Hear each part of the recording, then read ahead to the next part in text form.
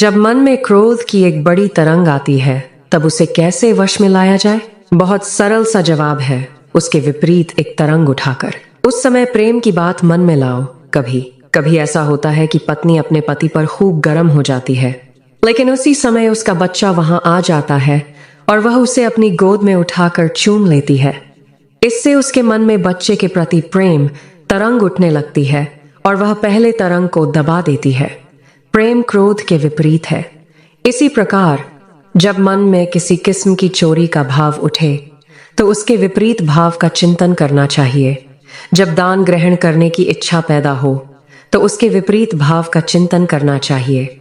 मैं स्वयं यदि कोई झूठ कहूं तो उससे जो पाप होता है उतना ही पाप तब भी होता है जब दूसरे को झूठ कहने में लगाता हूं अथवा दूसरे की किसी झूठी बात का अनुमोदन करता हूं।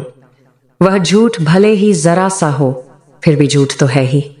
पर्वत की कंदरा में बैठकर भी यदि पाप चिंतन करो, किसी के प्रति घृणा का भाव पोषण करो, तो वह भी संचित रहेगा और कालांतर में फिर से वह तुम्हारे पास किसी दुख के रूप में आकर तुम पर प्रबल आघात करेगा।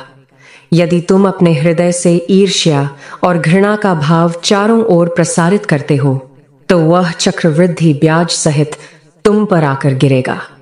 दुनिया की कोई भी ताकत उसको रोक न सकेगी। यदि तुमने एक बार उस शक्ति को बाहर निकाला तो फिर निश्चित जानो तुम्हें उसका प्रतिघात सहन करना ही पड़ेगा।